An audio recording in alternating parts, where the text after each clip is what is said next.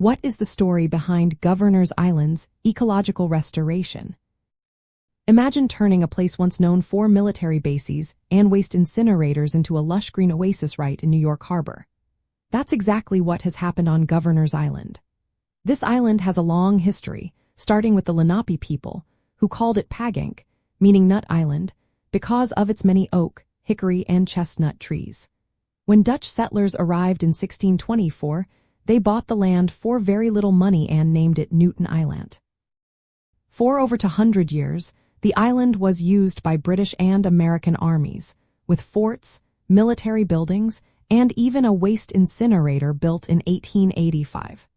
This incinerator was the first of its kind in the United States, and it marked a low point for the island's environment. Throughout the 20th century, the military kept using the island, including the Coast Guard. When the Coast Guard closed its facilities in 1995, the city of New York took over the island in 2003. The government made rules to protect the land, like banning permanent homes and casinos. The restoration process started with fixing the seawall and removing dangerous materials like asbestos. When the island opened to the public in 2005, only a few thousand people visited each year, mainly during summer weekends. They offered free bikes and ferry rides to encourage visitors. Today, Governor's Island is much bigger and greener. It covers 172 acres and has nearly 3,500 trees, creating a small urban forest. The focus is on planting native plants that can survive the climate and support local pollinators like bees and butterflies.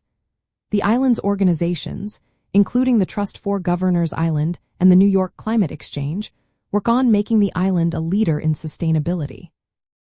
They run programs about biodiversity, recycling, and eco-friendly design.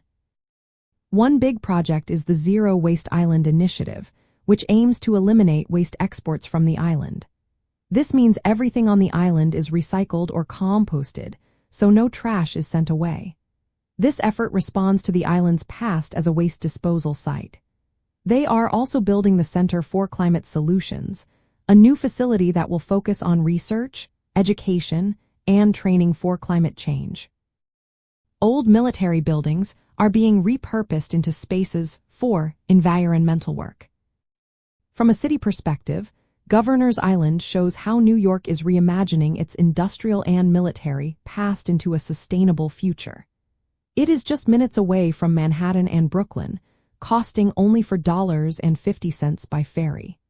The island now stands as a symbol of urban renewal and environmental care, inspiring other cities to follow its example.